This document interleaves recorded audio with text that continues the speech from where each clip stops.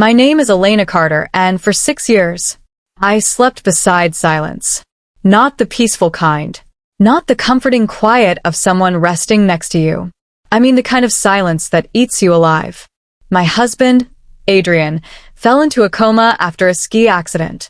One moment he was laughing, snow in his hair, teasing me about how I always skied too cautiously, and the next, he was unconscious in a hospital bed, machines breathing for him. Doctors told me to move him into a long-term facility.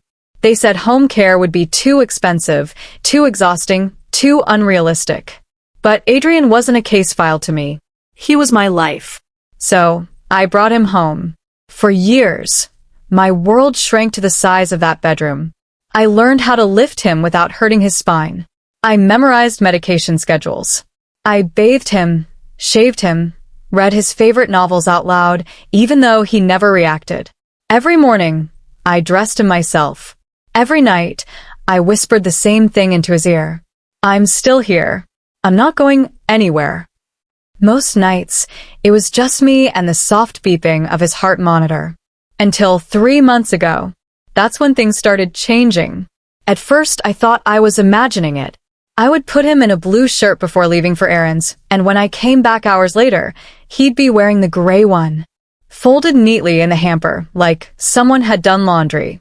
The sheets would be smooth, too smooth, like someone had remade the bed. And once, I smelled his cologne. Fresh. Not faded from months ago. I stood there frozen, staring at him, my heart pounding. Adrian. I whispered. Nothing. No movement. No blinking. Just the steady rhythm of machines. I told myself grief was messing with my head. Until the night I decided to test it. I packed a fake suitcase. Right in front of the nursing staff. I have a conference in Seattle. I told them, forcing a tired smile. I'll be gone overnight. I kissed Adrian's forehead before leaving. I'll be back tomorrow, I whispered. Then I drove 2 blocks away, parked, and waited in my car. For hours. By midnight, my hands were shaking so badly, I could barely hold the steering wheel. Finally, I walked back toward the house, staying in the shadows along the side fence. Our bedroom window glowed softly. Someone was inside. My chest tightened. I moved closer, slowly, until I could see through the gap in the curtains. And what I saw shattered my entire reality. A man stood beside Adrian's bed. Tall. Familiar. Leaning close to his face. Whispering into his ear. My stomach dropped when I recognized him. Daniel Hayes. Adrian's physical therapist from the hospital. The polite one. Quiet. Professional. The kind of man you barely notice. Except now he was brushing Adrian's hair back with a tenderness that made my skin crawl. And then, my breath stopped. Adrian's lips moved. Not a reflex. Not random. He was responding. I stumbled backward from the window, my pulse roaring in my ears. That wasn't possible. For 6 years, nothing. No response. No awareness. But I had just seen him react. I sat in my car for what felt like forever, staring at nothing, my mind trying to catch up with reality. Was Adrian awake? Drugged? Pretending? Being controlled? I didn't know. But I knew one thing with absolute certainty. Someone had been coming into my house, into my bedroom, into my husband's life. And I was the only one who didn't know. I returned home just before dawn, pretending I'd come from the airport. Daniel was gone. Adrian's clothes had been changed again. His favorite lotion sat open on the dresser. And on the heart monitor, there were spikes. Small ones. But real. That's when I realized grief hadn't made me crazy. Something was very, very wrong. And I was going to prove it. The next morning, I did something I never thought I'd do to my own home. I installed cameras. Not the obvious kind, hidden ones. One inside the bookshelf facing Adrian's bed. One in the corner near the ceiling vent. And a tiny audio recorder taped beneath the nightstand. When the nurse asked why the Wi-Fi was down for a few minutes, I smiled casually. Upgrading the router, I said. Inside, my stomach was in knots. Because part of me was terrified I wouldn't find anything. And another part was terrified that I would. That night, I barely slept. I sat in the living room with my laptop open, watching the live feed like a security guard. Midnight passed. 12:30, 7 a.m. The bedroom door opened. My breath caught. Daniel stepped inside. Calm. Comfortable. Like he belonged there. He used a key. A duplicate key to my house. My hands started shaking so badly, I had to grip the edge of the table. He closed the door softly behind him, dimmed the lights, and pulled the curtains. Then he walked to Adrian's bed and sat beside him. "Don't worry," Daniel whispered gently. She's gone. "Just a little longer." My skin went cold. Just a little longer? He brushed Adrian's hair back the same way I had seen through the window. Intimate. Familiar. Routine. I leaned closer to the laptop, straining to hear. Most of his voice was too soft for the mic, but a few words came through clearly. "She's getting suspicious. I'll handle it." My heart slammed against my ribs. Handle it? Handle me? Then Adrian's lips moved again. Slow. Weak. But deliberate.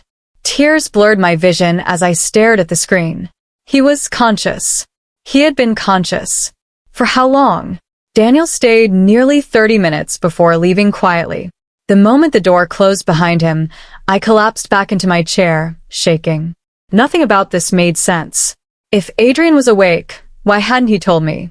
Why hadn't he moved? Why hadn't any doctor noticed? Unless someone didn't want them to. The next day, I started digging into Daniel Hayes. At first glance, his records were perfect. Too perfect. Clean employment history. Medical credentials. References. But there were gaps. No recent tax filings I could find. No social media presence. No updated medical license activity. It was like he existed and didn't. So I called the hospital where he supposedly worked. After being transferred 3 times, a receptionist finally said something that made my blood run cold. "I'm sorry, ma'am, but we don't have any employee by that name. Not since 2018. The year Adrian had his accident." My chest tightened. Who was this man? That afternoon, I contacted a private investigator I trusted, a woman who had helped my company once during a fraud case. "I need a full background check," I told her. "Everything. Real identity, finances, history. All of it." While she worked, I went somewhere else. Somewhere I should have gone months ago. Adrian's neurologist. Dr. Mercer looked confused the moment I sat down. "Elena, is everything all right?" I placed my phone on his desk and pressed play. The video of Adrian's lips moving. Daniel whispering beside him. Dr. Mercer's face drained of color. That shouldn't be possible," he murmured. "Is it medically possible he's been awake this whole time?" I asked, my voice barely steady. He hesitated. "It's extremely rare, but there are cases of covert consciousness. Patients aware but unable to move or communicate." My stomach twisted. "So, you're saying he could hear me? All these years?" He didn't answer directly. Instead, he pulled up Adrian's medication logs on his computer. Minutes passed. Then his expression changed. Confusion. Then shock. "Elena, these dosage adjustments. I didn't authorize these." My heart skipped. "What does that mean?" His voice dropped. "It means someone has been altering his sedation levels. Small amounts. Enough to keep him passive, but not fully unconscious." The room spun. Adrian hadn't been in a coma. He had been trapped inside his own body. For 6 years. And someone had done it on purpose. That night, my phone buzzed with a message from the investigator. 2 sentences. But they changed everything. Daniel Hayes doesn't exist. Real name, Victor Lane. Former anesthesiologist. License revoked 6 years ago. The same year as the accident. My hands went numb. This wasn't random. This wasn't medical error. This was planned. And suddenly, a memory surfaced that made my heart pound. The ski resort medic. The man who treated Adrian on the mountain before the ambulance arrived. I grabbed our old trip records, flipping through receipts and paperwork. And there it was. A name. Victor Lane. He had been there from the beginning, which meant one terrifying possibility. Adrian's accident might never have been an accident at all. I didn't sleep that night. I sat beside Adrian's bed in the dark, listening to the steady hum of the machines that had defined our lives for 6 years. Only now, everything felt different. Because he wasn't gone. He had been there the whole time. Aware. Trapped. My chest tightened as I stared at his face, searching for any sign, any confirmation that he could hear me. Adrian, I whispered, my voice breaking. If you can hear me, I'm so sorry. A tear slid down my cheek before I could stop it. How many times had I talked to him, cried beside him, begged him to come back? And he had been listening, unable to answer. Rage started replacing grief. Cold. Focused. Sharp. Someone had stolen 6 years of our lives. And I was going to find out why. The next morning, my investigator called.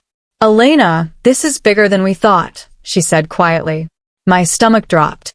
Victor Lane lost his medical license after a sedation fraud scandal. Patients were being kept under longer than necessary to inflate insurance claims. But charges were dropped due to lack of evidence. That doesn't explain Adrian, I said. No, she replied. But this might. She sent me documents. Old financial records. Legal filings. And then I saw it. Victor Lane had once been engaged. To a woman named. My breath stopped. Adrian's sister. Claire. My hands started shaking. Claire had died years before I met Adrian, in what I'd always been told was a sudden illness. It had devastated their family. Adrian rarely spoke about her. But now, the timeline clicked into place. Victor had been part of Adrian's life long before the accident, which meant this wasn't random. This was personal. And then another memory hit me. Adrian's trust. Before our marriage, Adrian inherited controlling shares in his family's investment firm after Claire's death. But after the accident, voting authority had been transferred temporarily to a medical conservator. I had barely paid attention at the time. I was drowning in hospital bills and grief. But now I pulled up the documents. And there it was. The conservator's name. Victor Lane. My stomach lurched. He drugged Adrian, erased his identity, inserted himself legally into control of Adrian's fortune. This wasn't just manipulation. This was a calculated takeover. But the worst realization came seconds later. Claire's death. Victor losing his fiancée. Adrian inheriting everything. A motive formed in my mind that made me feel sick. Revenge. I looked back at Adrian, tears burning in my eyes.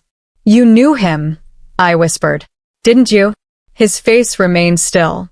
But now I understood something else. Daniel, Victor, hadn't just been visiting for control. He had been talking to Adrian, confiding in him, possibly tormenting him. My hands curled into fists. That afternoon, I met with my lawyer. We prepared an emergency court petition, medical conservatorship fraud, identity falsification, unlawful sedation, evidence attached, the video footage, medication logs, false credentials. We filed it under seal. No warning. No leaks. Victor wouldn't see it coming. That night, I waited. Not in the living room this time. In the bedroom. Lights off. Hidden behind the door. At 12:41 a.m., the lock clicked. Victor walked in like always. Relaxed. Confident. Until I stepped out of the shadows. His entire body froze. Elena, he said slowly. You're supposed to be out of town. I know everything, I replied. Silence filled the room. For the first time, I saw something crack in his composure. Fear. He glanced toward Adrian, then back at me. You shouldn't be involved in this, he said quietly. In what? My voice shook with anger. Drugging my husband? Stealing his life. Victor's jaw tightened. You don't understand. Then explain it, I snapped. For a moment, I thought he might. Instead, his hand moved slowly toward his coat pocket. Instinct screamed. I stepped back and hit the panic button on my phone. Within seconds, the private security team I'd hired flooded the hallway. Victor tried to run. He didn't make it past the foyer. As they restrained him, I asked the question that had been burning inside me. Did Adrian ever know why you did this? Victor looked straight at me, and what he said made my stomach drop. He knows, Victor replied calmly. He always knew. My heart slammed. What does that mean? Victor's lips curved into a faint, chilling smile. He never told you the truth about Claire. The guards dragged him away before I could ask more. But his words echoed in my mind like a bomb that hadn't finished exploding. Because suddenly, I wasn't sure how much of my husband's past I actually knew. The next morning felt unreal.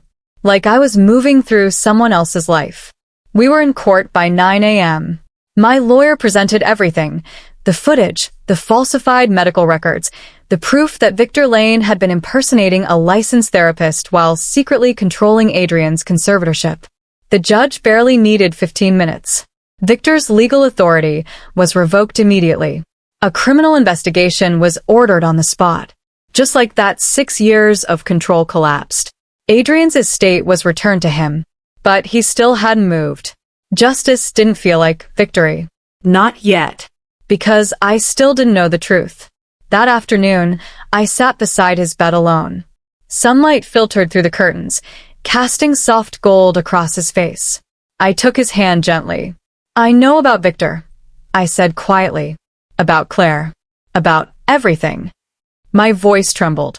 You don't have to protect me anymore. For a moment, nothing happened. Then I saw it. A tear.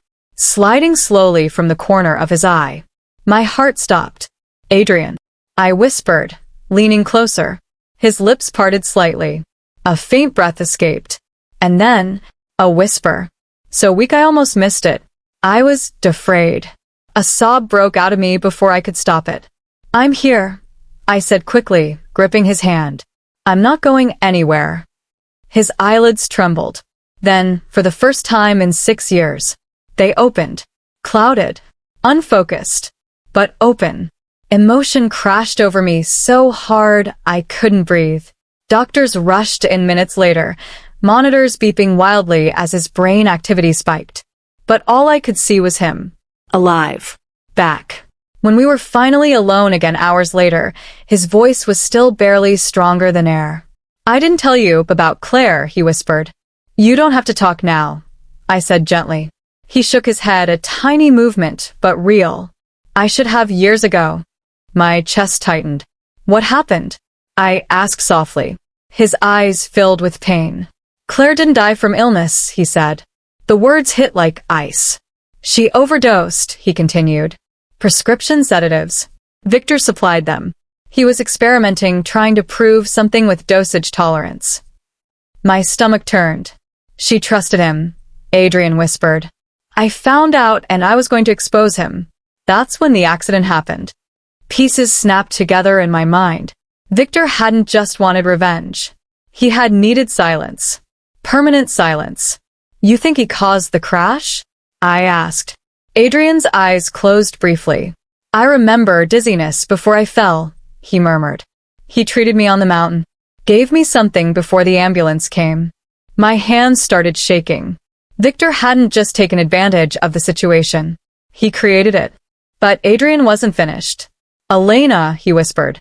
There's more. A chill ran through me. What? His eyes locked onto mine, fear flickering in them. Victor wasn't working alone. My stomach dropped.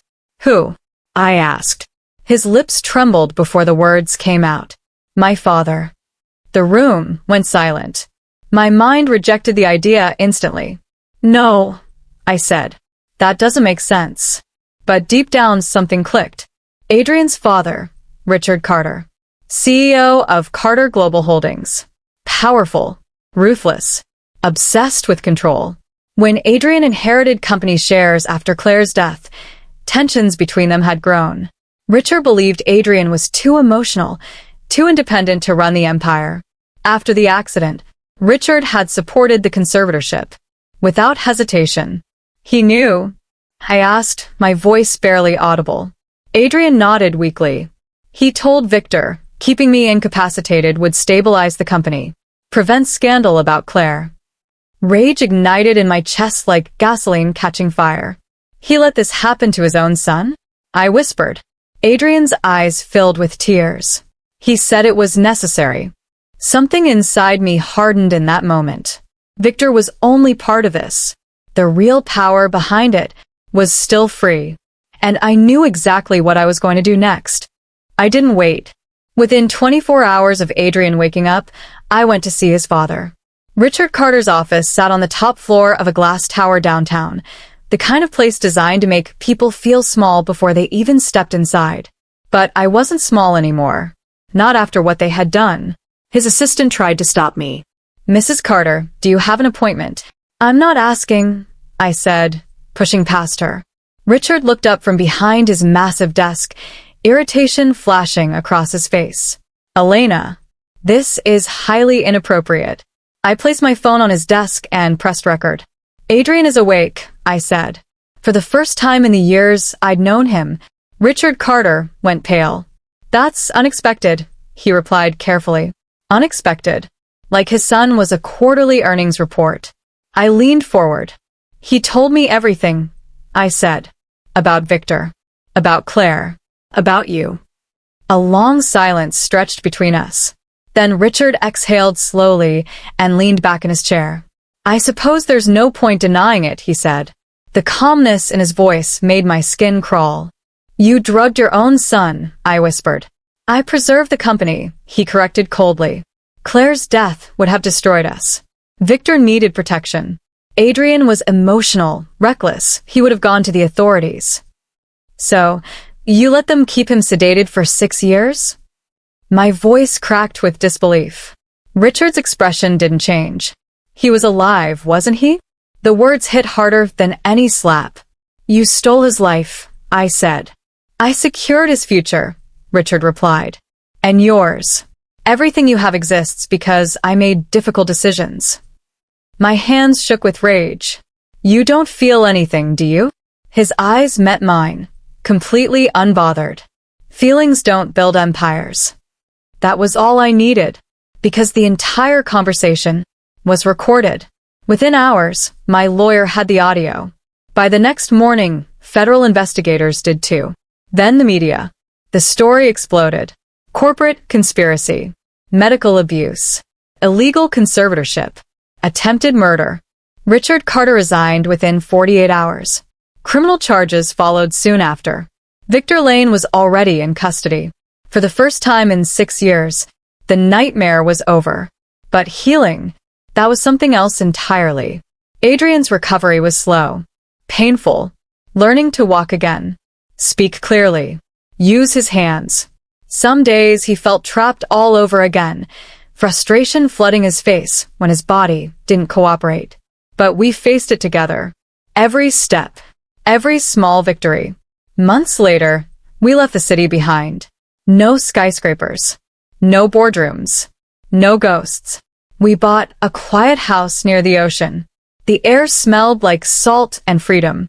Adrian started painting again, something he loved before everything happened. I started writing, not about the nightmare, about survival, about second chances. Sometimes in the mornings, we sit on the porch with coffee, watching the waves roll in. We don't always talk, because after everything, silence doesn't feel empty anymore. It feels peaceful. One morning, Adrian reached for my hand, his grip still a little weak, but warm and real. "You never gave up on me," he said softly. I smiled, tears blurring my vision. "Never," I replied. And for the first time in years, the future felt bigger than the past.